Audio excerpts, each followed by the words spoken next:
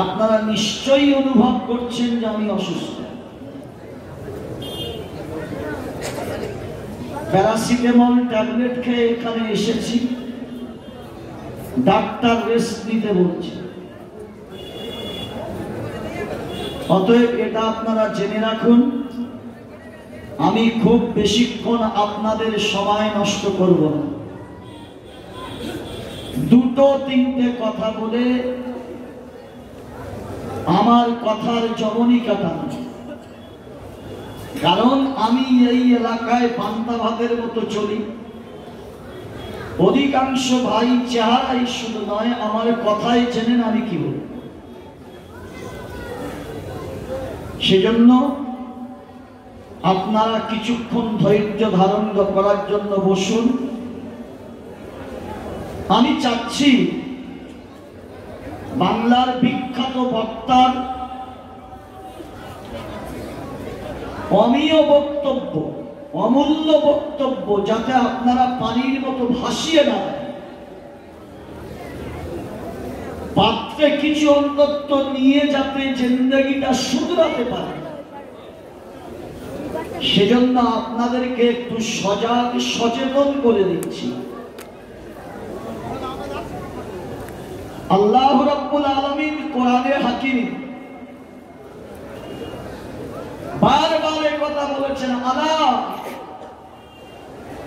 তার মানে অন্য মনোযোগ না হয়ে যে কথাটা আমি বলছি মনোযোগ সহকারে শোনো। আলা বিযিকরিল্লাহি তাতমাইন্নুল কুলুব। এখানে আলা শব্দ বলা হয়েছে, আলিফ জাবর আল, আমালিফ জাবর লা, আলা আইন থেকে নয়। সেজন্য আপনাদেরকে একটু সজাগ সচেতন করার জন্য আমি এসেছি, যাতে আপনারা ঘুমিয়ে না পড়েন, জেগে থাকেন। ঘুমিয়ে পড়বেন না, চোখ ঘুমাবে না, দিল ঘুমাবে। মানে যে কথাগুলো শুনবেন ওগুলো এখানে কবর দিয়ে বাড়িতে চলে যাবে। 3 ঘন্টা বক্তৃতা শোনার পরে কিছুই নিয়ে যেতে পারলেন না, ব্যর্থতা। সেজন্য প্রথম নম্বর আমার কথা আপনাদের কাছে, একটা হলো দুনিয়ার জিন্দেগি, একটা হলো আখিরাতের জিন্দেগি। আপনাদের কাছে কথাটা খুব ইজি লাগছে, দুনিয়ার জিন্দেগি আখিরাতের জিন্দেগি। কথাটা আপনাদের কাছে ভস্কা ভস্কা লাগছে, কিন্তু এই দুটো কথা জাতি যদি বুঝতো, জাতি আজকের পৃথিবীতে অন্যান্য জাতির তুলনায় তলানিতে পড়ে থাকতো না। ভারতবর্ষে অন্ধদের একটা ইউনিট আছে, বিকলাঙ্গদের একটা ইউনিট আছে, হিজড়েদের একটা ইউনিট আছে, বেশ্যাবৃত্তি করে যারা তাদের একটা ইউনিট আছে। সাচ্চার কমিটির রিপোর্ট বলছে এরা তবু একটা ইউনিটের মাধ্যমে তাদের ঐতিহ্যকে সুরক্ষিত রাখতে সক্ষম হয়েছে। ভারতবর্ষের সার্ভের রিপোর্টে রাজেন্দ্র প্রসাদ সাচ্চার বলছেন, ভারতবর্ষের মাটিতে সব থেকে যে জাতি একেবারেই তলানিতে পড়ে আছে, সেই জাতিটার নাম হলো মুসলমান। আমি মাইকে বলছি, আপনারা বুঝতে পারছেন, মানে লুকোচুরি বলছি না, কারণ এখানে তো আমি একাই জ্ঞানী না, আমার থেকে অনেক বড় বড় জ্ঞানী বুদ্ধিজীবী শিক্ষিত আছেন। আমি সেখানে বোকা পাড়ায় ঘোল বিক্রি করা সহজ, চালাক পাড়ায় ঘোল বিক্রি করা কঠিন। আমরা একটু লাটের দিকে বাস করি, উত্তর ভারত ভাইরা একটু টাউনের দিকে বাস করে। শিক্ষা দীক্ষা এরা আমাদের থেকে আগে, অতএব এখানে অন্য কথা বললে সাজবে না।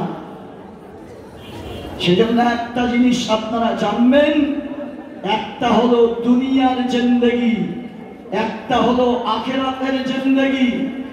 দুনিয়ার জিন্দেগিটা হলো ক্ষণস্থায়ী, আখিরাতের জিন্দেগিটা হলো চিরস্থায়ী। মুসলিম জাতি সেই কথাটাই ভুলে গিয়েছে।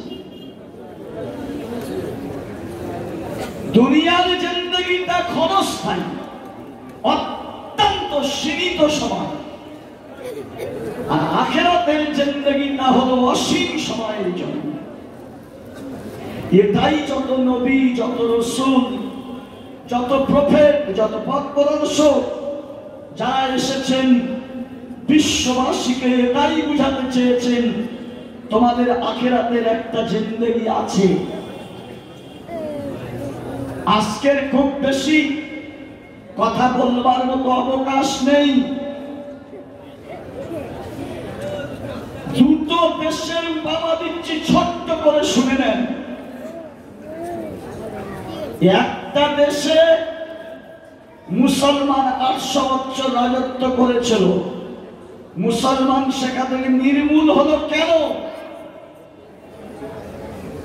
কালকের আমি ইতিহাসের পাতা পড়ে দেখছি, সেখানকার মুসলমানের যারা শত্রু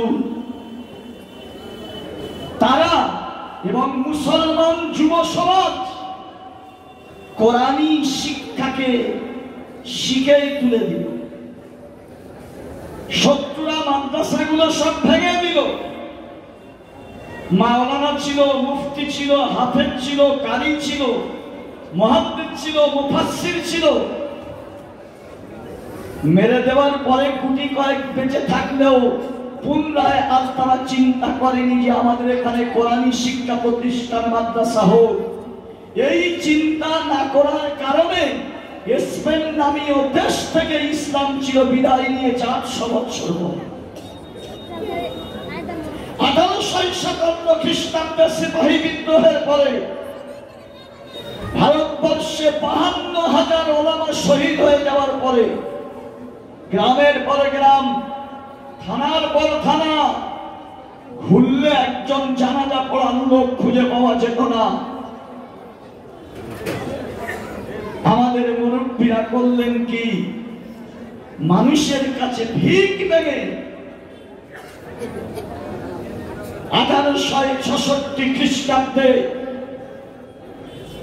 এশিয়া মহাদেশের বৃহত্তম আরবিক ইসলামিক ইউনিভার্সিটি দারুল দেওবন্দের ভিত্তি স্থাপন করলেন। আজকের বাংলার মাটিতে কমপক্ষে 3000-এর মতো শিক্ষা প্রতিষ্ঠান, কোরআনী শিক্ষা প্রতিষ্ঠান, সারা ভারতবর্ষের লাখো কোরআনী শিক্ষা প্রতিষ্ঠান। ওই কোটি কয়েক ওলামা বেঁচে থাকার পরিপ্রেক্ষিতে মাদ্রাসা বানানোর কারণে আজকের ভারতবর্ষের মাটিতে আলহামদুলিল্লাহ আমরা মুসলমান 30 কোটি। এই চারটা আমার শেষ। তাদের সামনে ছিল মৃত্যুর পরের জিন্দেগি। বর্তমান দারুল উলুম দেওবন্দ মাদ্রাসার যিনি প্রিন্সিপাল, শাইখুল হাদিস, কেন্দ্রীয় সরকারের তরফ থেকে সাংবাদিক পাঠানো হলো। ওনাকে এই কটা প্রশ্ন করো, কি জবাবদারি শুনবে? প্রথম নম্বর প্রশ্ন হলো, আপনাদের এই প্রতিষ্ঠান গৌরবের সঙ্গে ঐতিহ্য রক্ষা করে 150 বৎসর কাল যাবত অনায়াসে চলে আসছে কি করে? আবুল কাসেম নোমানী বর্তমান প্রিন্সিপাল, তিনি দায়িত্বহীন ভাষায় বললেন, हमारे जो पहले जमाना में मुरब्बी थे, हमारे अकाबिर जो थे,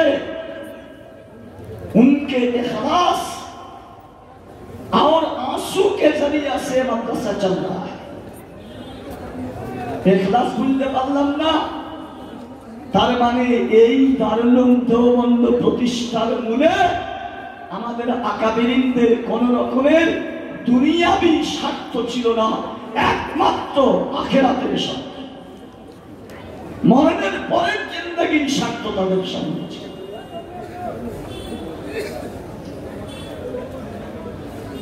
তারপরে বললেন, বর্তমান আপনার মাদ্রাসায় 1200 ছেলে, শতাধিক শিক্ষক, বেতন কত? যিনি শাইখুল হাদিস তার বেতন হলো 50,000, 48,000, 45,000, 42,000 এইরকম বেতন। এই যে কোটি কোটি টাকা আপনারা কোথায় পাচ্ছেন? আরব से आ रहा है, कश्मीर के जंगी बाहिनी दे रहा है, ये पैसा इराक से, अफगानिस्तान से, कुवैत से। हेसे ফেললেন मोहतरम साहब। सांबादिक बंदे नहीं, हमारे अकाबिर ने एक उसूल बना कर गया। আমাদের মুরব্বীরা 8টা উসুল বা সংবিধান তৈরি করে দিয়েছে। সেই 8টা সংবিধানের ভিতরে এই প্রতিষ্ঠান কিয়ামত পর্যন্ত চলবে। তার প্রথম নম্বর যেটা বলেছে, নেটে দিয়েছিল আমার মোবাইলে, আমি সেটা নোট করে রেখেছি। ये मदरसा कियामत तक चलेगा और गरीब आवाम के संदेश से चलेगा। ये गरीब নিঃস্ব অসহায় সাধারণ মানুষের চাঁদায় চলবে। কেউ 5 টাকা দেবে, কেউ 10 টাকা দেবে, কেউ 20 টাকা দেবে, কেউ 1 কেজি চাল দেবে, কেউ 1 বাটি চাল দেবে, কারোর কাছে রুমাল ধরা হবে, 5 টাকা ফেলে দেবে। ये आवाम के चंदे से ये मदरसा चलेगा, ये सरकारी डोनेशन से नहीं चलेगा, मंत्री मिनिस्टर के टका से नहीं चलेगा, किसी कोटिपति और लाखोपति पर भरोसा रखकर मदरसा नहीं चलेगा। ये सादा सीधा आवाम के चंदे से चलेगा। आप बिल दिखाइए, बिल যখন দেখিয়ে দিল সত্যিই তো তাই। 5 টাকার চাঁদা আছে, আবার 500 টাকার চাঁদা আছে, আবার 5,000 টাকার চাঁদা আছে। সেজন্য বন্ধু, আমি বলেছি 2-3টে কথা বলবো। আখিরাতটা কি? মরণের পরে জিন্দেগিটা কি? রক্ত দিয়ে কাঁদুন। বিশ্বনবী সাল্লাল্লাহু আলাইহি ওয়াসাল্লাম বলেননি, তোমরা কেউ আছো এতগুলো জলসায়, এত লোক, একটা লোক কেউ দাঁড়িয়ে যাবে? আমার কাছে একটা মেহমান এসছে, মেহমান, আজ রাতটুকু তাকে কিছু খাইয়ে তোমার ঘরে থাকার মতো ব্যবস্থা করে দেবে? মসজিদে নববী একটা তিল ধরানোর জায়গা নেই। সাহাবীরা এত কৃপণ ছিল, এত বখিল ছিল, একটা লোককে সন্ধ্যা রাত্রে খাওয়াবে। সাহাবায়ে কেরাম রাদিয়াল্লাহু তাআলা আজমাইনরা সবাই মাথা নিচু করেছে, গল্প করতে আসেনি। সবাই যখন মাথা নিচু করেছেন, কেউ সাহস করে বলছে না যে আমি খাওয়াবো। সাহস করে একজন সাহাবী উঠলেন, या रसूल अल्लाह या हबीब अल्लाह, मैं उसको खिलाऊंगा। ठीक है, साथ लेकर जाओ। आखिरात काके बोले बुझिनी। 22 বছরের আরবিয়ান ফিনফিনে যুবতী, 22 বছরের আরবিয়ান যুবতী, 26 বছরের ফিনফিনে হুরুষ্টে পুরুষ্টে যুবক আরবিয়ান। দুটো কথা মনে রাখবেন, আমি আরবিয়ান কেন বলছি? আমি এক্ষুনি জিজ্ঞাসা করছিলাম মাওলানা ইসরাফিল ভাই,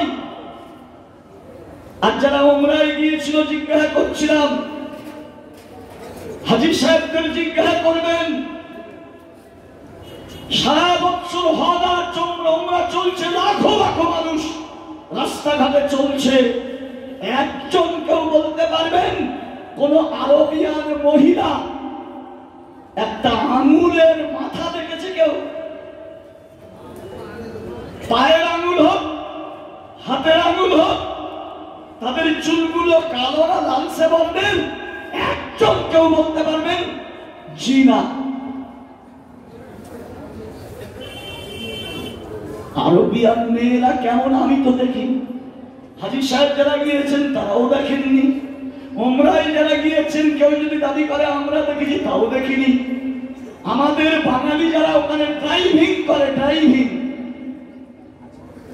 ওদেরকে জিজ্ঞাসা করবেন তোমাদের গাড়িতে বসে স্বামী স্ত্রী কিংবা আরবিয়ান কোন বাড়ির মেয়ে বা বউ তোমাকে বললো গাড়ি করে আমাকে জেদ্দায় নিয়ে যেতে হবে, তোমরা কেউ দেখেছো যাদের গাড়ি চালাতে তাদের বাড়ির কোনো মেয়ে, কোনো বউ, কোনো বাচ্চি তাদের একটা আঙুলের মাথা দেখেছো? আল্লাহর কসম করে বলছি আমি তাই করেছি। একজন ড্রাইভার বলতে পারে, বলে স্কোপ নেই।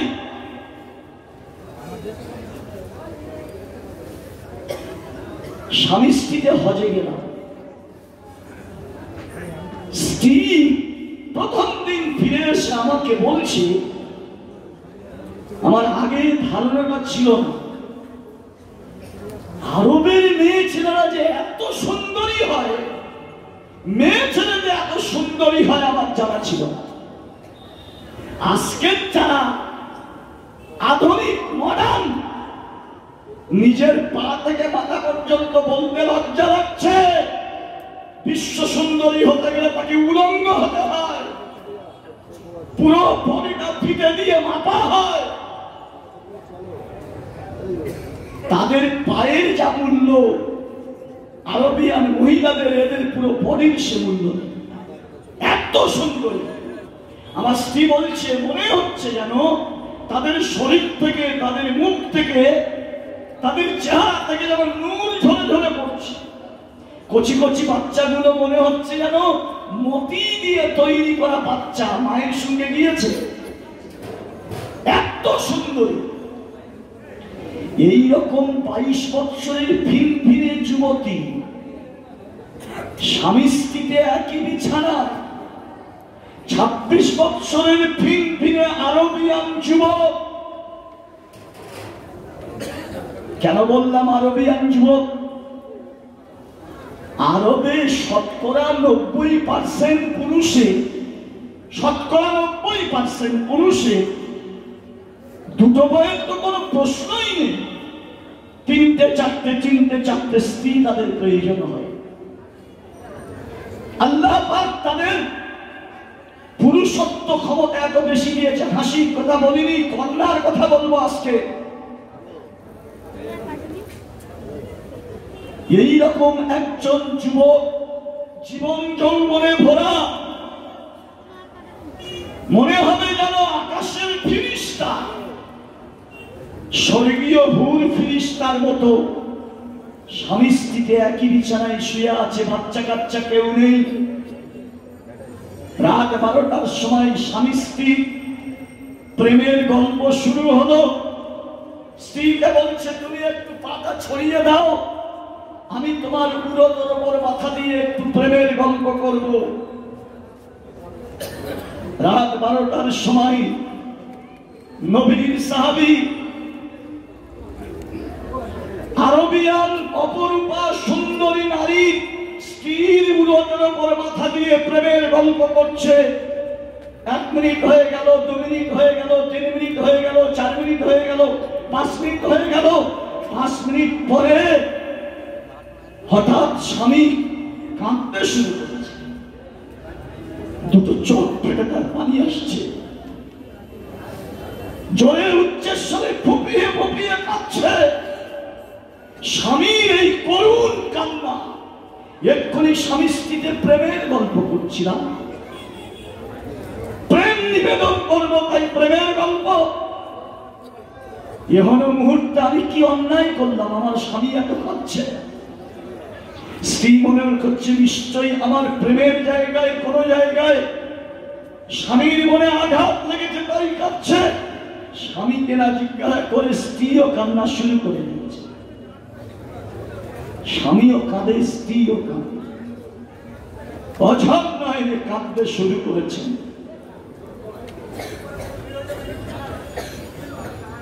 স্বামী কিছুক্ষণ পরে স্ত্রীকে জিজ্ঞাসা করছে, তুমি কাঁদছো কেন? স্ত্রী বলছে, আমি কাঁদছি তোমার কান্না দেখে। তুমি আমাকে জিজ্ঞাসা করলে না আমি কেন কাঁদছি? বলছে, আমার জিজ্ঞাসা করার স্কোপ ছিল না, আপনার কান্না দেখে ভাবলাম আমার প্রেমের মাঝখানে কোনো আঘাত হয়েছে আপনার মনে।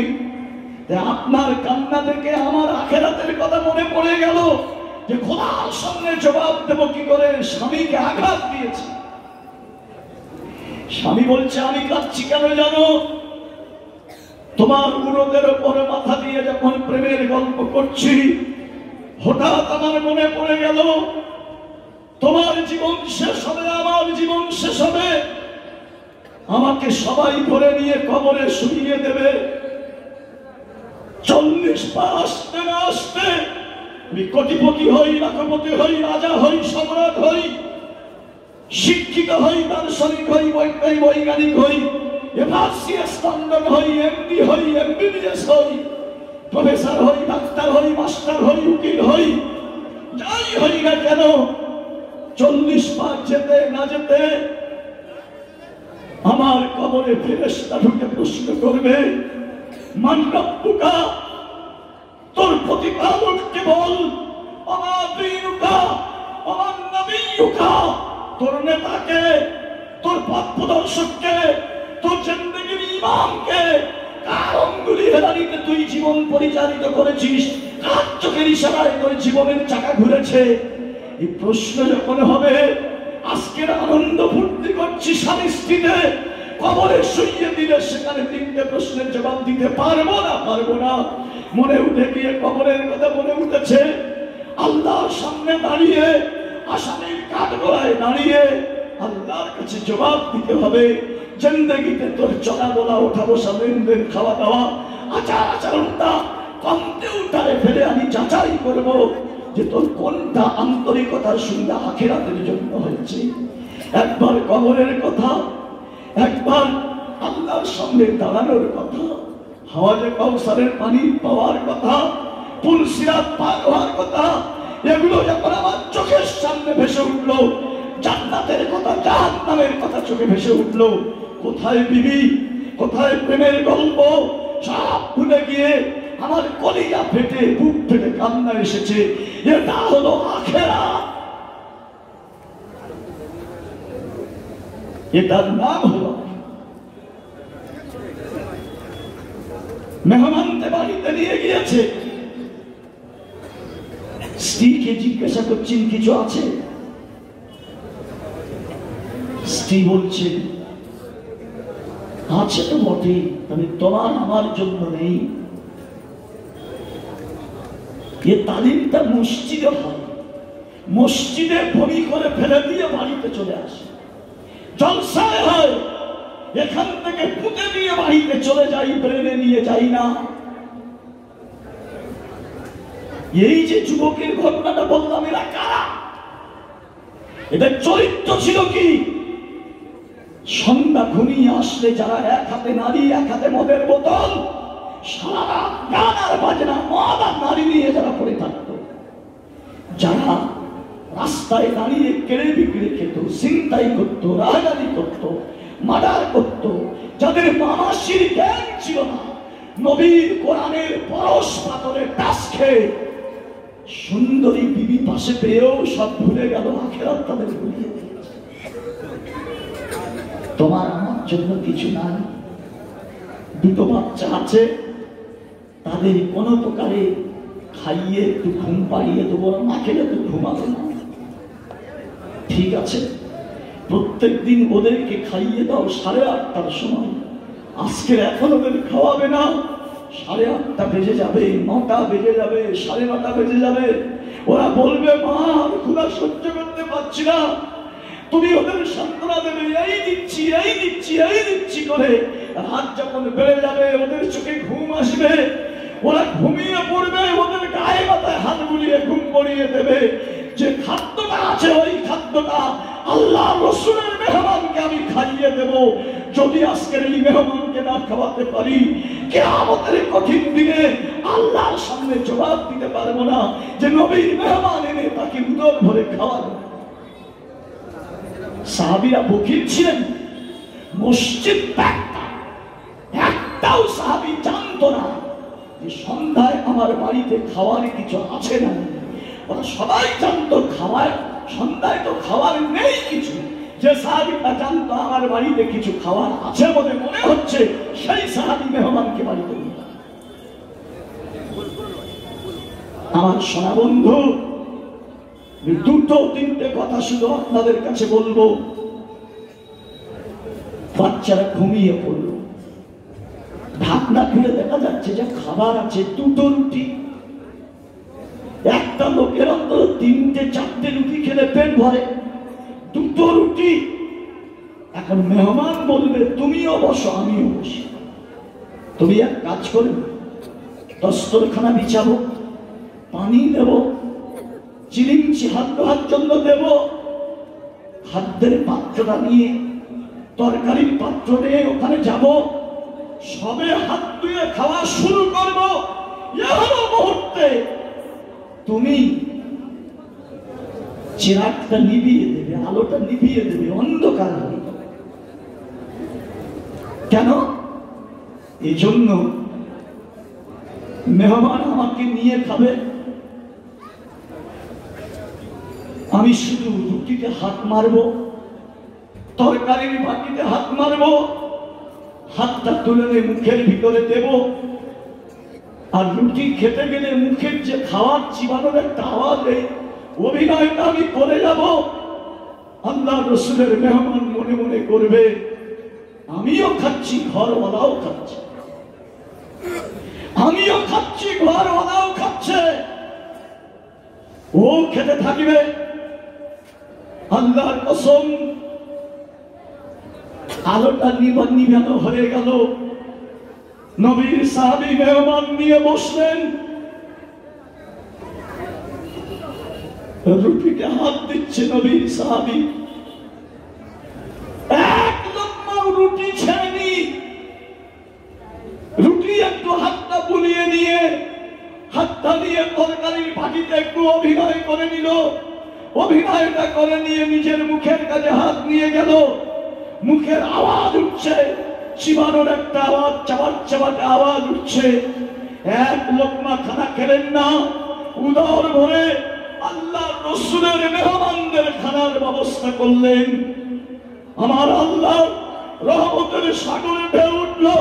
প্রত্যেক এলাকায় দেখছি যুবক ছেলেরা লক্ষ লক্ষ টাকা খরচা করে খেলাধুলা দিচ্ছে।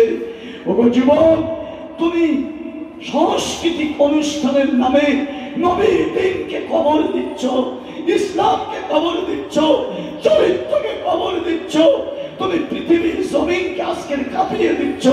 যুবক, তোমাকে পায়ে ধরে বলি, তুমি ও কাজগুলো ছেড়ে দিয়ে আল্লাহর ঘরে গিয়ে তুমি মাথাটা একবার ঠেকাও। তোমার মাথা ঠেকানোর কারণে জমিন কাঁপবে না, আল্লাহ আরশ পর্যন্ত কেঁপে যাবে।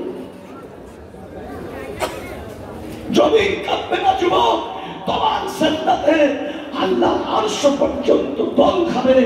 তুমি সেই যুবক হও, আমাদের দেশে হবে সেই ছেলে হবে। কোথায় না বড় হয়ে কাজে বড় হবে। আল্লাহ রহমতের সাগরে ঢেউ উঠল, আল্লাহ তাকে সাগরে পান ডাকলো।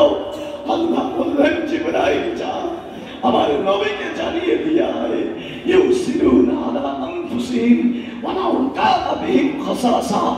একজন পৃথিবীর যুবক, সে পৃথিবীতে এমন আমল করে আল্লাহ পর্যন্ত পৌঁছে দেয়। আল্লাহ জিবরাইলকে পাঠিয়ে কোরআন শরীফের আয়াত অবতীর্ণ করে দেয়। আপনি কি জানেন এই যে মাদ্রাসার ছাত্ররা পড়ছে এরা কি? আমার এই সমস্ত ওলামায়ে কিরামরা গুজরাটের দাঙ্গার পরেও গুজরাটবাসীদের কাছে গিয়ে বলেছে আমাদের মাদ্রাসায় কিছু মেহমানের রাসূল আছে। জীবনের ঝুঁকি নিয়ে মানুষের দুয়ারে দুয়ারে ছুটছে। কি জন্য? हमारे अकाबिर जो थे, हमारे मुरब्बी जो थे, हमारे बड़े जो थे, दीन की हिफाजत के लिए सिर्फ और सिर्फ ये काम करके गया कि सारे दुनिया में मदरसा बने, हिंदुस्तान की चुप्पे चुप्पे में मदरसा बने। हमारे रविवार 5টা প্রদেশের মিটিং আছে। 5টা প্রদেশ,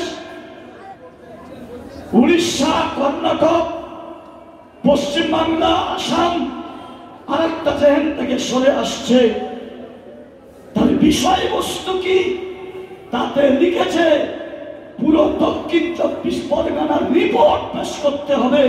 কিতনে মসজিদ মে মাকতাব চল রহা হ্যায়, কতটা মসজিদে কোন কোরআনী শিক্ষার ব্যবস্থা করা আছে, কটা পাড়ায় কোরআনী ব্যবস্থা করা আছে। আমার তো মাথা ঘুরে গেছে। হিসাব করতে হবে আমাকে যে কত জায়গায় মক্তব চলছে, দক্ষিণ 24 পরগনার কোন গ্রামে কটা মসজিদ, কোন কোন মসজিদে মক্তব চলছে, মক্তবের ছাত্র সংখ্যা কত, ছাত্রী সংখ্যা কত, সেখানকার মুসলমানের সংখ্যা কত, সব রিপোর্ট দিতে হবে।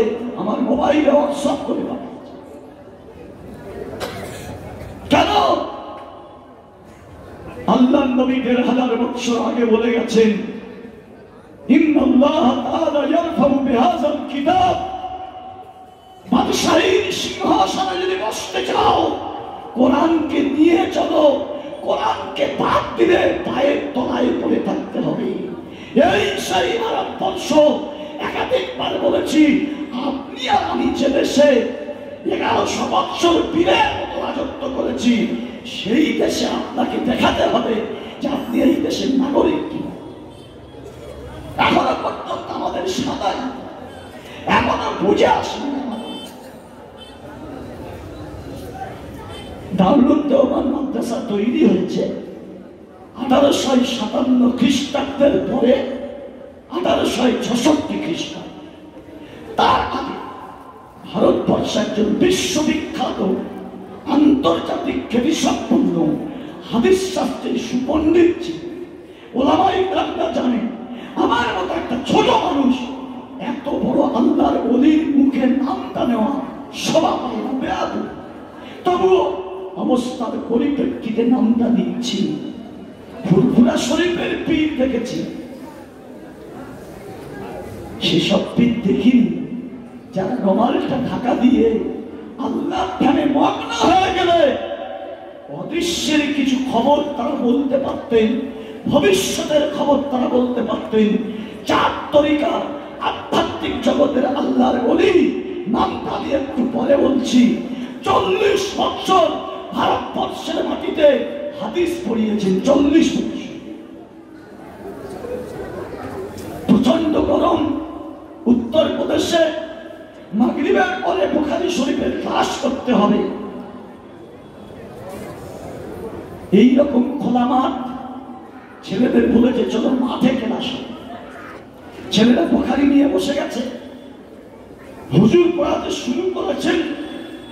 যিনি পড়াচ্ছেন এক মনে এক ধ্যানে আল্লাহ নবীর হাদিস পড়াচ্ছে, এদিক ওদিক হওয়া যাবে না। ছাত্ররা বিশ্ববিখ্যাত মুহাদ্দিসের কাছে হাদিস পড়ছেন, তাদের কিছু খেয়াল নেই। আকাশ মেঘে ভরে গেছে, ঠান্ডা হাওয়া বইছে, কিছুই বুঝতে পারলো না। হঠাৎ ঝমঝম করে বৃষ্টি নামলো, মুষলধারে বৃষ্টি মুহূর্তের মধ্যে। ছাত্ররা দেখলো আমরা যদি জুতো পায়ে দেওয়ার জন্য জুতোর কাছে যাই তাহলে বুখারী শরীফগুলো ভিজে যাবে। তাড়াতাড়ি করে বুখারী শরীফগুলো তেপাই থেকে তুলে দিয়ে বুকের সঙ্গে এরকম জড়িয়ে ধরে নিচু হয়ে তাড়াতাড়ি ক্লাসরুমের ভিতরে চলে গেল, ঘরের ভিতরে চলে গেল। বিশ্ববিখ্যাত বিশ্ববিখ্যাত মুহাদ্দিস, এই বিশ্ববিখ্যাত মুহাদ্দিস তিনি চিন্তা করছেন আমি কি করব। সমস্ত জামা কাপড় সব ভিজে গেল। জামা কাপড় ভিজে যাওয়ার পরে দেখছে যে এত বৃষ্টি হয়েছে, ঝর্ণার মতো পানি চলে যাচ্ছে, ছাত্রদের জুতোগুলো ওই নালার পানিতে ভেসে চলে যাচ্ছে। হযরতের মাথায় পাগড়ি ছিল, তাড়াতাড়ি করে পাগড়ি খুলেছেন, পাগড়ি খুলে পাগড়ি বিছিয়েছেন, ছাত্রদের জুতোগুলো নিয়ে পাগড়ির উপরে রেখেছেন, পাগড়ির উপরে রেখে পাগড়িটা পুটলি বেঁধে মাথায় করে নিয়েছে। বিশ্ববিখ্যাত আন্তর্জাতিক খ্যাতি সম্পন্ন আধ্যাত্মিক জগতের জ্বলন্ত আল্লাহর ওলি, 40 বছরের মুহাদ্দিস, কাশফওয়ালা ওলি, জুতোগুলো মাথায় করে নিয়ে কামরায় যখন ঢুকেছেন, ছাত্ররা তখন বলছে হুজুর আমাদের জুতোগুলো আপনি মাথায় করে নিয়েছেন, আমরা চরম বেয়াদবি মনে করছি, আমাদের জুতো আপনি মাথায় করে নিলেন কেন? এটা যেন আমার কাছে কেমন কষ্টকর লাগছে, হুজুর তাড়াতাড়ি করে জুতো রেখে দেন। রশিদ আহমদ গাঙ্গুহি রহমাতুল্লাহ চোখ ফেটে পানি আসছে, না না না, আমি তোমাদের জুতো মাথায় করে নিই নাই, তোমরা ভুল বুঝেছো। কিয়ামতের কঠিন দিনে আমার আল্লাহ যদি জিজ্ঞাসা করে রশিদ আহমদ জাহান্নাম থেকে বেঁচে জান্নাতে যাওয়ার সবথেকে প্রিয় আমল তোর কাছে কি? সেদিন আমি বলবো আল্লাহ আমার সব নষ্ট হয়ে যায়, দুঃখিত হব না, আমার একটাই আমল আমার কাছে সবথেকে প্রিয়, সেটা হলো এই মাদ্রাসার মেহমানে রাসূলদের জুতো কিছুক্ষণ মাথায় করে নিয়ে তাদের সেবা করতে পেরেছি, এটাই হলো আমার জিন্দেগির সব থেকে বড় পুঁজি। ও কোটিপতি, ও লাখপতি, কবরে চলে যাব, খালি হাতে চলে যাব। একটা ছবি শুধু আপনাদের দেখাচ্ছি, যারা লেখাপড়া শিখেছেন, যারা ছবি দেখেছেন তারা জানেন। আমি একটু পরে বলবো, এই মানুষটা যখন মৃত্যুর মুখে পতিত হয়, শেষ কথা আমার, মৃত্যুর মুখে পতিত হওয়ার সময় সেনাপতিকে দেখেছেন, দেখে বলছেন শোনো, আমি মারা গেলে খাটিয়ায় লাশ নিয়ে, খাটে করে লাশ নিয়ে হয় গোরস্থানে যাবে, নয় শ্মশানে যাবে, তবে আমার খাটিয়ায় তোমরা কেউ হাত দেবে না। আমার খাটিয়ায় পৃথিবীর যত বড় বড় চিকিৎসক তারাই যেন আমার খাটিয়ায় হাত দেয়। দ্বিতীয় নসিহত হলো, আমি আমার জিন্দেগিতে যত সোনা দানা মতি মুক্তা টাকা পয়সা ধনাই সহ্য যা কিছু অর্জন করেছি, আমার লাশ যে পথে যাবে সেই পথে ভালো করে ছড়িয়ে দিয়ে দেবে। 3 নম্বর হলো, আমার খাটিয়ার বাইরে আমার দুটো হাত ছড়িয়ে দেবে। আমি চিকিৎসকদের বলে যেতে চাই, তোমরা যত বড় চিকিৎসক হও না কেন, তোমার আমার বিশ্ববাসী সবার জীবনটা আটকানো আছে সেই মহান সৃষ্টিকর্তার হাতে। অতএব তিনি যখন সবল মারবে, পৃথিবীর কোন শক্তি তোমাকে আর বোঝাতে পারবে না। আমি হলাম সেই ব্যক্তি, সারা পৃথিবীটা তলোয়ারের টোকায় জয় করেছি, বিশ্ববিখ্যাত বিশ্বজয়ী, দেশের পর দেশ লক্ষ লক্ষ মানুষের রক্তের স্রোত বহিয়ে দিয়ে এ দেশটা আমার জয় করেছি। কিন্তু মৃত্যুর সময় আমার কিছুই কাজে আসলো না, বাদশাহী করা হলো না, আমি মৃত্যুকে পতিত হলাম। কোথায় দেশ, কোথায় সম্রাট, কোথায় বাদশা, কিছুই করতে পারলাম না। মৃত্যুর বলে আমাকে ধরে পড়তে হচ্ছে। দেশ, বিল্ডিং, বালাখানা, গাড়ি, বাড়ি, সম্রাটি আমার মৃত্যুর সময় কিছুই কাজে আসলো না। আল্লাহ আমার সব মস্তানিকে শেষ করে দিয়েছে। দ্বিতীয় কথা হলো, বিশ্বের পর বিশ্ব, পৃথিবীর পর পৃথিবী জয় করেছি, দেশের পর দেশ জয় করেছি, অনেক সোনা দানার মালিক হয়েছি, মতিমুক্তার মালিক হয়েছি। এই সময় একটা পয়সা আমার কাজে আসলো না। রাস্তায় পড়ে থাকা কাপড় বালির যেমন মূল্য নেই, সোনা দানা মতিমুক্তা এর কোনো মূল্য নেই। আজকে দেখা আমার আসল সময় কাজে আসলো না। তাই আমি হাত দুটো বের করে দিয়ে চলে যেতে বলছি যে আমি খালি হাতে চলে যাচ্ছি। আমার বিল্ডিং থাকলো, মালাখানা থাকলো, আমার কোটি টাকা ব্যাংক ব্যালেন্স থাকলো, আমি কিন্তু খালি হাতে চললাম। ইনি এই তিনটে নসিহত করে তিনি মৃত্যু মুখে পতিত হলেন। শিক্ষিত ভাইরা জানেন, সেই বিশ্ববিখ্যাত বিশ্বজয়ী আলেকজান্ডার তার মৃত্যুর আগে তিনি এই কথাটা বিশ্ববাসীর চোখে আঙুল দিয়ে বলে গেল। আজকের এটা কোরআনী শিক্ষা প্রতিষ্ঠান বলেছি, একটা হলো দুনিয়া, একটা হলো আখিরাত। আমার বন্ধু, সেজন্য আর বেশি কথা আমি বলতে চাই না। যদিও মাদ্রাসাওয়ালা আমাকে বলেনি, অনেক ভাই এসেছেন আপনার মেয়ের বিয়েতে, ছেলের বিয়েতে, নাতির আকিকাতে, ছেলের মুসলমানিতে, বকরা ঈদে বাথরুম তৈরি করতে গিয়ে, শান তৈরি করতে গিয়ে, ব্যক্তিগত নিজের উঠোনে টিউবওয়েল বসাতে গিয়ে লক্ষ লক্ষ টাকা খরচা করেছেন। জামাইকে খাট গদি আলমারি দিতে গিয়ে 1 লক্ষ টাকার মাল সামগ্রী দিয়েছেন। এত চাইব না আমার নবীর রক্ত দিয়ে যে 30 পারা কোরআন শরীফ আজকের এই বাচ্চা বাচ্চা ছেলে, যেটা কল্পনা করা যায় না। কোটিপতি ঘরের ছেলের নসিবে হবে না, লাখপতি ঘরের ছেলের নসিবে হবে না। আল্লাহ এদের সিনাকে কবল করেছিল, যাদের সিনায় কোরআন থাকে সেই সিনা। আর যে সিনার উপরে কোরআন অবতীর্ণ হয়েছে, নবীর সিনা জাস্ট রাখবেন। আমি বলিনি, বিশ্ববিখ্যাত মুহাদ্দিস বলছেন, পৃথিবীতে যারা কোরআনের হাফেজ হয় তাদের সিনা আর নবীর যে সিনার উপরে কোরআন অবতীর্ণ সেই সিনা দুটোর সঙ্গে তুলনা করা যেতে পারে। সেজন্য এই মাঝিমায় একজন লোক পাবন আমি শুনেছি, আলহামদুলিল্লাহ, পশ্চিম বাংলার মনে হচ্ছে একটা মাদ্রাসা লকডাউনের সময় এখানকার ভাইয়েরা এসে শিক্ষকদের অভয় দিয়েছিল, তোমরা ভয় পেও না, লকডাউন বলে কালেকশন করতে পারোনি, কত টাকা তোমরা বৎসরে কালেকশন করো বলো, আমরা সবাই মিলে সেই টাকা পূরণ করবো, তোমরা খাই না, প্রতিষ্ঠান চালিয়ে যাও। একজন ভাইকে চাইবো, একজন, বেশিক্ষণ দেরি করবো না। 30 পারা কোরআন শরীফের নামে আপনার মেয়ে যে খাটগদি আলমারি আলনা দিয়েছে, অত টাকা চাই না, 30টা টাকা দেবেন, 30টা টাকা। তার মানে 30,000 টাকা দেওয়ার মতো একটা নাম চাচ্ছি, বেশি কোন প্রশ্ন না।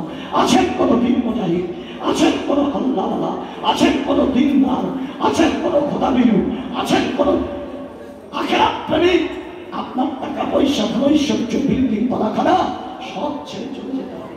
আছেন 30,000 টাকা দিয়ে আজকে আপনি প্রমাণ করিয়ে দেবেন, আমার বিবির থেকে, বচ্চার থেকে, ছেলের থেকে, মেয়ের থেকে, টাকার থেকে, পয়সার থেকে, ঘরের থেকে, জামাইয়ের থেকে আমি সব থেকে বেশি কোরআনকে ভালোবাসি। আছেন কেউ? একজন, একটা নাম। দ্বিতীয় আমি চাইব না, দিলেন একটা নাম চাচ্ছি। আছেন? আল্লাহ, আলহামদুলিল্লাহ, আলহামদুলিল্লাহ। আপনারা আলহামদুলিল্লাহ বলবেন কি? 20,000 টাকা আমি চেয়েছিলাম, আমি কৃপণ, তিনি কৃপণ না। তিনি বলছেন 20,000 টাকাও দেব, এক গাড়ি ইটের দাম এবছর মনে হয় 25-26 হয়ে যাবে। এক গাড়ি ইট 20,000 টাকা নগদ, এক গাড়ি ইট দেওয়ার ওয়াদা করেছেন।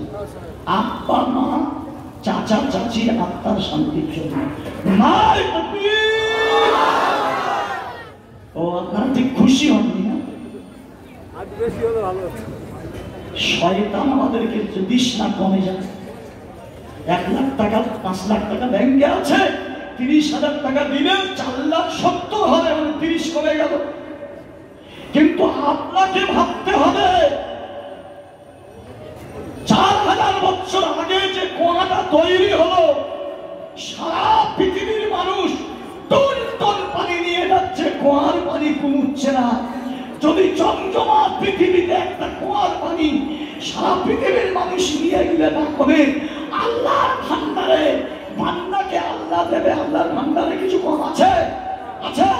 তাহলে আপনি দান করবেন, আল্লাহ দেবে, আল্লাহর অসুবিধা হয়ে যাবে? নাই তো একটু হাত তোলেন সবাই। হে মেহেরবান আল্লাহ, হে দয়াবান আল্লাহ, হে করুণাময় আল্লাহ, এ আল্লাহ এর বদলা আমরা কিছু দিতে পারবো।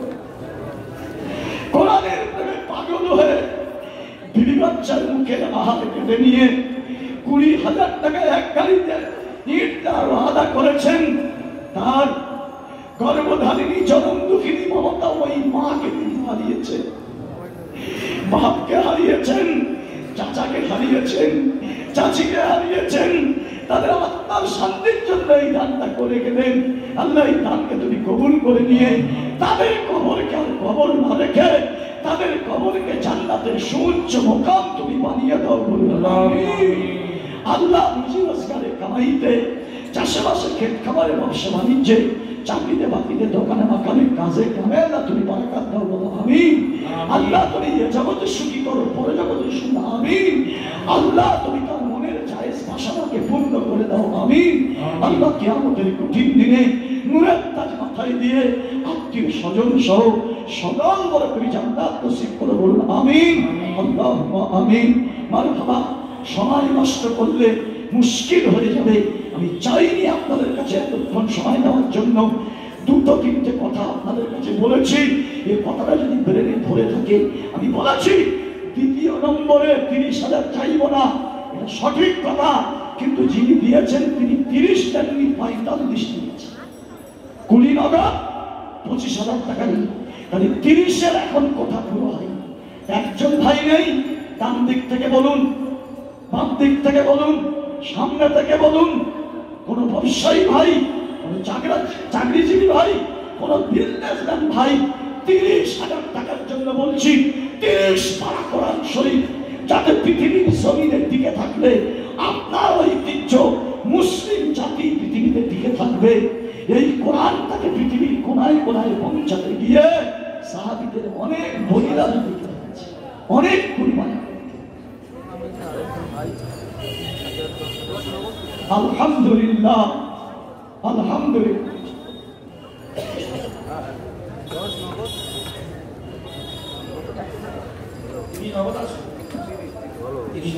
আলহামদুলিল্লাহ। তাকবীর দেওয়া যাবে? যাবে? নারে তাকবীর! একটু হাত তুলে মোনাজাত করবো। হে মেহেরবান আল্লাহ, হে করুণাময় আল্লাহ, হে মেহেরবান আল্লাহ। এটা কোন শিক্ষকের প্রেমে নয়, ব্যক্তিগত দুনিয়াবি কোন স্বার্থ চরিতার্থ করার জন্য নয়, তোমাকে সন্তুষ্ট করার জন্য। তুমি বলেছ আমি সন্তুষ্ট হব তখন মানুষের বাঞ্ছিত অর্থ দিয়ে সংসার চালিয়ে যেটা উদ্বৃত্ত হবে, সেটা যখন বান্দা সত্তাই আমার দিন প্রতিষ্ঠান লোককে দান করবে।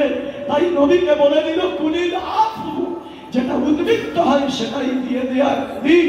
এটা সাহাবীদের প্রশ্নের জবাবে, হে আল্লাহ আমার ভাই 30,000 টাকা ত্যাগ করে পূর্ব থেকে নিয়ত করে আল্লাহ খামে ভরে এনেছে। আল্লাহ কারোর দিকে তাকিয়ে নয়, তোমার প্রেমে পাগল হয়ে, তোমার মহাবাণীর প্রেমে পাগল হয়ে তিনি যে দান করলেন, তার মৃতদেশে কবরগুলোকে আর কবর না রেখে এতগুলো মানুষ করা তোমার কাছে কাঁদছে, তাদের কবরগুলো তুমি জান্নাতের সুউচ্চ মুকাম দাও।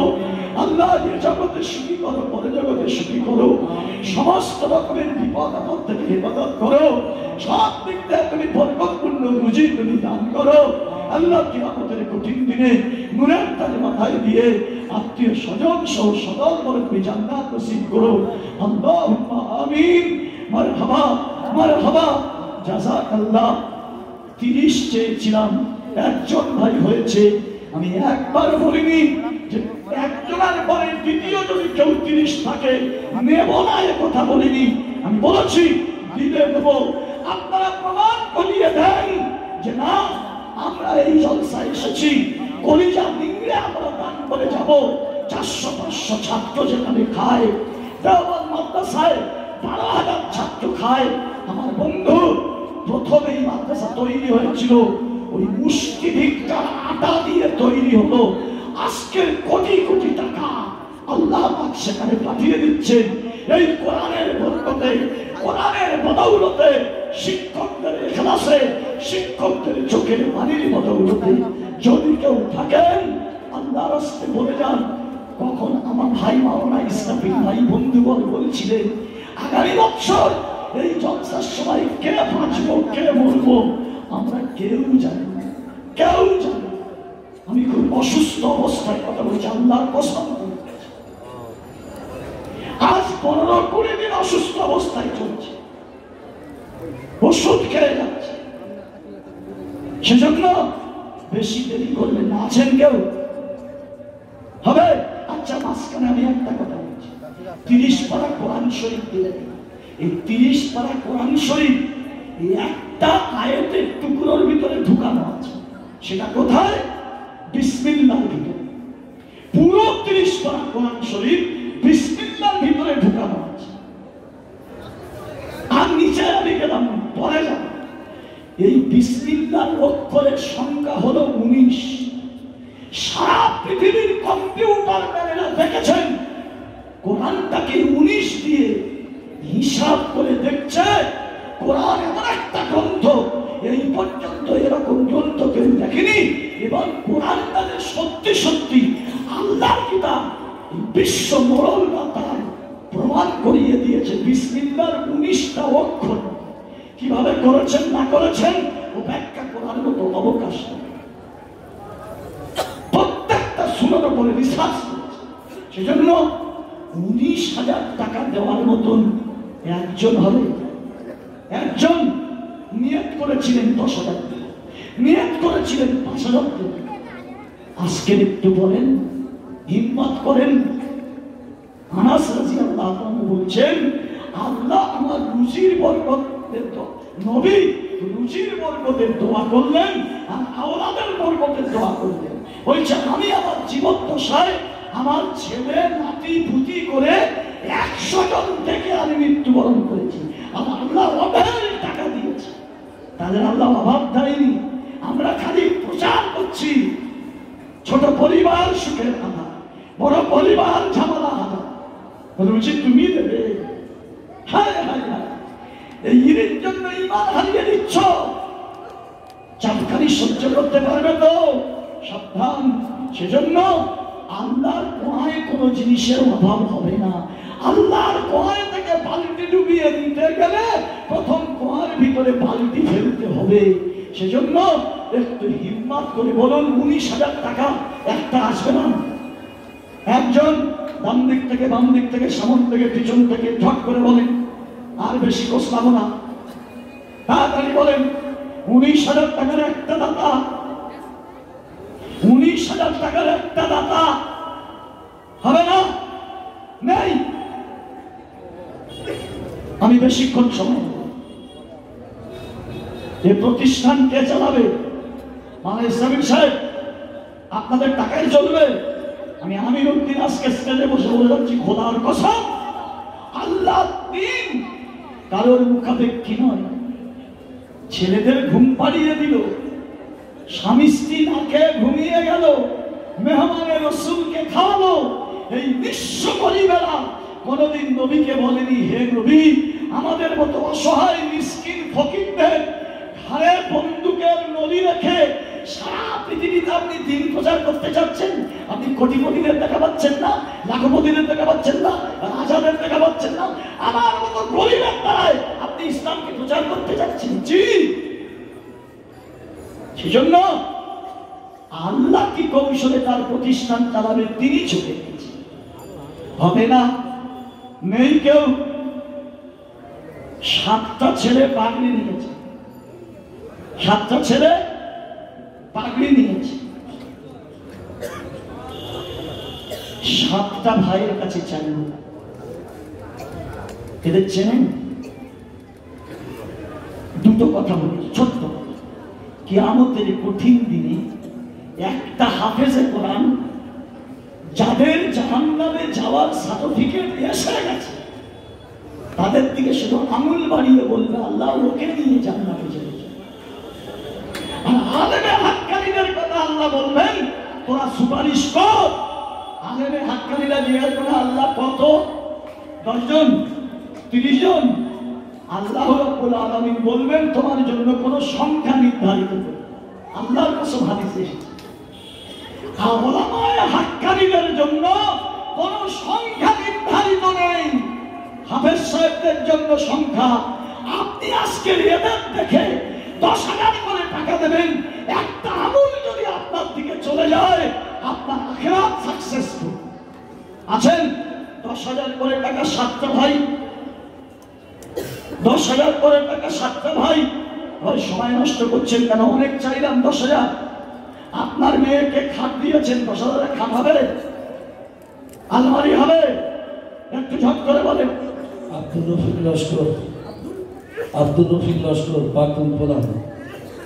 প্রাক্তন প্রধান, আহা আল্লাহ পাক তার বহু খেদমত তাদের দ্বারাই নেই। আমরা মনে মনে করি প্রধান পঞ্চায়েতের মেম্বার যে কাজগুলো করে ওকে সওয়াব। একটা মানুষের একটা উপকার যদি কেউ করে আল্লাহ নবীর মসজিদে বসে 10 বছরে দেখা করার থেকেও বেশি সওয়াব পাওয়া হবে। নারায়ে তাকবীর, আল্লাহু আকবার। প্রাক্তন প্রধান ভাই আব্দুল রফিক মোল্লা ভাই 10,000 টাকা দেবে। নারায়ে তাকবীর। আব্দুল রফিক লস্কর, 10,000 ঝট করে বলেন। 7 জন ভাইয়ের কাছে চেয়েছি। আব্দুল রফিক লস্কর ভাই 10,000 টাকা, আল্লাহ নামে তুমি কবুল করে নিও। 7 জনের একজন হয়েছে, 6টা বাকি। 2 নম্বরে কে আছেন বলেন? 10,000 তাড়াতাড়ি, একটু তাড়াতাড়ি, একটু তাড়াতাড়ি। 10,000 10,000 7 জনকে দেবেন না 10,000? আচ্ছা আপনাদের কি মনে হয় এই যে আমি কালেকশন করলাম, এই যে প্যান্ডেল হয়েছে, এতগুলো লোকের যে খাওয়ার ব্যবস্থা হয়েছে, যে একটা খরচাটা হয়েছে, খরচার টাকা উঠেছে? হ্যাঁ ভাই, খরচার টাকা উঠেছে বলে মনে হয়? মানে আমরা হিসাব জানি না। মেয়ের বিয়েতে 100 জন বরযাত্রী এসেছিল, ও হিসাবটা জানে। এনারা কোনো টিকিট ছেড়ে খাইয়েছেন? आओ खाओ, आओ खाओ, अल्लाह के भंडार में किसी जिनिस के अभाव नहीं है।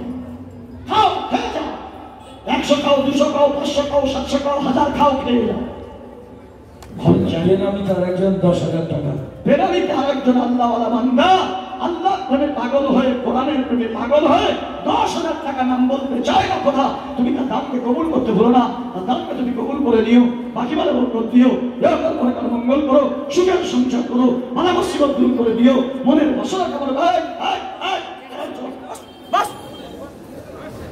শয়তান চিমটি যাচ্ছে না, বুড়া মানুষরা বসে রয়েছে, তোর মুখ লেগেছে, সুগার হয়েছে না ডায়াবেটিস, ওখানে মত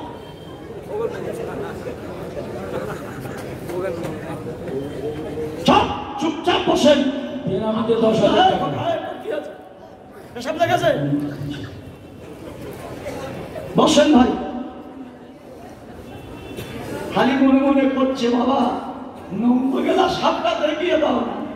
প্রথম যদি নৌকো গেলা সাপ দেখিয়ে দেবো, আমি পানিগঞ্জে দিয়ে এসছি ঘাস কাটতি, আরে মাতৃটা বিক্রি করবো তো। ওই নৌকো গেলা সাপের কথা বলে বলে মাতৃ বিক্রি করা হয়ে গেলে নৌকো গেলা সাপ দেখে দেখে নেই, তাই না? নৌকো গেলা সাপ তৃতীয় বেনামিতে 10,000, আল্লাহ নামকে তুমি কবুল করে নি, আল্লাহ আমিন। আচ্ছা কিছু টাকা বেনামিতে এসছে, তাড়াতাড়ি বলেন, সময় করছে। আচ্ছা ইনশাআল্লাহ 7 জন 10,000 করে হবে। আপনাদের কি বিশ্বাস এই উত্তর পাড়ার জলসায় 7টা মানুষ হবে নাকি যে 10,000 টাকা করে দেবেন? আপনারা বলেন ইনশাআল্লাহ। আরে বলেন না চলে ইনশাআল্লাহ। চালাক লোক না, আমি বলেছিলাম না আমি তাদের লোক, এরা কামনের লোক, এরা জানে ইনশাআল্লাহ মানে আল্লাহ যদি চায়। এখন আল্লাহ, আমি যদি ইনশাআল্লাহ বলি, আল্লাহ যদি আমার দিকে চেয়ে দেখে তখন আমার কাছ থেকে কেটে নেবে, সেজন্য আমি ইনশাআল্লাহ বলতে চাই। আমি 7টা ভাইয়ের কাছে চাইব, ওটা আমার কিন্তু মাথায় রইল, আমার এখন মাথা ঘুরাইনি। সে 19,000 টাকা চেয়েছিলাম পাইনি, এখন ওটা এখন বাকি রয়েছে, 10,000 টাকা বাকি রয়েছে। এই মাঝখানে একটু পুঁটি মাছগুলো ধরে নিচ্ছি। 7টা ভাইয়ের কাছে চাইব 50 আলফা সানা, 50,000 বছরের কিয়ামত, 5,000 করে টাকা দেওয়ার জন্য 7টা ভাইয়ের নাম যাচ্ছে। আর অসুবিধা হবে না ইনশাআল্লাহ। 5,000 করে 1,000 নগদ দেবেন, 2000 যে নগদ দেবেন। মাদ্রাসা আর 3 মাস চলবে, 3 মাস পরে পরীক্ষা হবে, রমজানের ছুটি হবে। এই যে আপনারা টাকাটা দেবেন, আমি আপনাদের বলে যাচ্ছি, আমরা বলুক চাই না বলুক, রমজানে আপনি যে জাকাত দেন, যদি মনে করেন যে আমি মাদ্রাসায় 19,000 টাকা দিয়েছিলাম, আমার মোট জাকাতের পরিমাণ হলো 50,000, তাহলে 19,000 মাদ্রাসায় দিয়েছি, আর 31,000 টাকা আমার রমজানে দিলে পুরো টাকা জাকাত আদায় হয়ে যাবে। চলবে চলবে চলবে। এখানকার মুফতি সাহেবকে জিজ্ঞাসা করবেন, ভারতবর্ষের মুফতি। আলহামদুলিল্লাহ 4 নম্বরে এসেছে মনিরুল ইসলাম লস্কর ভাই 10,000 টাকা। আল্লাহ তাআলা তুমি কবুল করে নিও।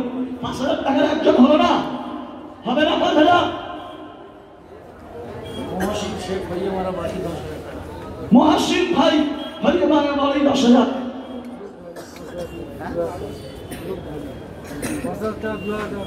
বগুড়া থেকে এসছেন আব্দুল রব ঢালি ভাই, জানাবা 5,000 টাকা দেবেন, 2,000 টাকা নগদ, 3,000 টাকা বাকি। আব্দুল রব ঢালি 5,000 নগদ, 3,000 বাকি।